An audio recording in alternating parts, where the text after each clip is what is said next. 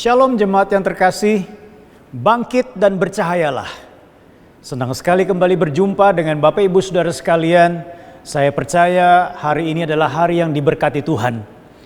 Kembali kita berbicara tentang topik besar yaitu kasih yang bertindak. Hari ini kita akan melihat bahwa apa yang kita lakukan untuk mewujudkan perbuatan kasih tidak hanya sebatas melakukan sesuatu secara jasmani atau juga memberikan secara materi. Mari kita baca bersama-sama kebenaran firman Tuhan dalam 1 Tesalonika 2 ayat 11 sampai dengan ayat yang ke-12. Kamu tahu betapa kami seperti bapa terhadap anak-anaknya, telah menasihati kamu dan menguatkan hatimu seorang demi seorang, dan meminta dengan sangat supaya kamu hidup sesuai dengan kehendak Allah yang memanggil kamu ke dalam kerajaan dan kemuliaannya. Saudara yang kasih dalam Tuhan, seperti tadi saya katakan, menunjukkan perbuatan kasih tidak selalu diwujudkan dengan pemberian secara materi. Walau untuk orang dan situasi tertentu itu bisa sangat berguna.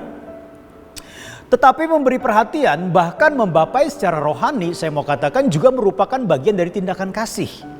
Nah saudara, kalau kita melihat tulisan dari Rasul Paulus kepada jemaat di Tesalonika ini memberikan beberapa gambaran bagaimana kita bisa memberikan perhatian kepada orang lain sebagai tindakan kasih yang nyata kepada dia, kepada mereka, kepada satu orang atau kepada beberapa orang. Nah saudara, yang pertama adalah menasehati.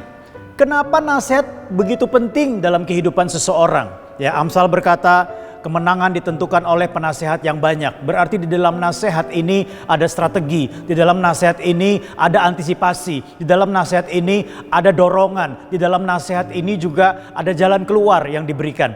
Nah, khusus untuk hal ini menasehati berbicara tentang apa saudara? Berbicara tentang menasehati orang-orang yang sudah mulai melenceng dari iman atau mungkin juga sudah mulai menyimpang dari kebenaran. Hal ini bisa saja terjadi karena ketidaktahuan. Hal ini bisa saja terjadi karena pergumulan yang begitu berat. Hal ini bisa saja terjadi karena tantangan yang diperhadapkan begitu besar dalam hidup mereka sebagai orang percaya. Dibutuhkan nasihat seorang bapa. Dibutuhkan nasihat bagaikan seorang ayah kepada anak-anaknya. Supaya orang yang mulai menyimpang, orang yang mulai keluar dari kebenaran, diluruskan kembali langkahnya. Ini juga merupakan perbuatan kasih. Yang kedua adalah kita bisa melihat Paulus menguatkan jemaat Tesalonika. Kita juga bisa melakukan hal ini saudara. Karena apa? Banyak sekali orang sudah lelah dengan perjalanan hidup. Banyak sekali orang sudah menjadi lemah karena mereka bertahan dengan firman Tuhan. Tetapi belum terjadi apa-apa. Doa belum dijawab. Pengharapan belum terlaksana. Pengharapan belum menjadi kenyataan. Saudara yang kasih dalam Tuhan, orang bisa saja menjadi lemah. Orang bisa saja tidak kuat lagi berjalan bersama dengan Tuhan. Kita perlu menguatkan mereka. Ini merupakan bagian daripada perbuatan kasih yang dapat kita lakukan kepada orang lain, kepada saudara-saudara seiman, kepada orang-orang yang dekat dengan kita. Menguatkan mereka, menopang mereka dengan kata-kata iman, menopang mereka dengan kata-kata profetik, supaya mereka bangkit kembali semangatnya untuk tetap mengikut Kristus, untuk berpaut kepada firman Tuhan. Walaupun hari ini mereka mengalami situasi yang sulit, walaupun hari ini ada banyak hal yang belum tergenapi sesuai dengan janji Tuhan. Mereka butuh kekuatan dari kita. Yang ketiga adalah mendorong setiap orang untuk hidup sesuai dengan kehendak Allah. Saudara yang dalam Tuhan, pergumulan yang sulit, situasi yang sulit seringkali membuat orang akan hidup sesuai dengan apa yang dia pandang baik. Bisa saja karena didasari oleh rasa frustrasi. Sepertinya Tuhan tidak berbuat apa-apa dalam hidupnya. Sepertinya Tuhan tidak menjawab apa-apa dalam hidupnya. Sesuai dengan apa yang dia doakan tidak terjadi.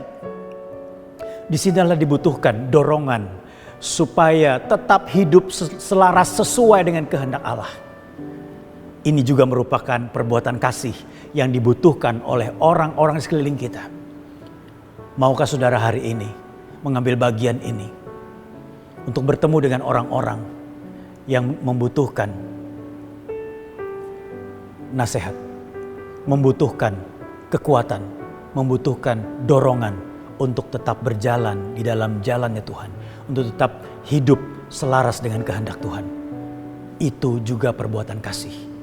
Ada kalanya nasihat kita, penguatan dari kita, dorongan dari kita tidak dihiraukan, dianggap sepi oleh orang-orang yang sedang mengalami pergumulan.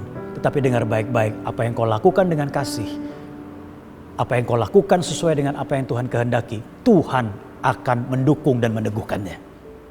Tuhan Yesus memberkati. Mari kita berdoa. Bapa di surga, kiranya Tuhan kami boleh diberikan kekuatan untuk mengambil bagian dalam perbuatan kasih. Baik itu menasehati, baik itu menguatkan dan memberikan dorongan kepada setiap orang untuk hidup selaras dengan kebenaran firman Tuhan.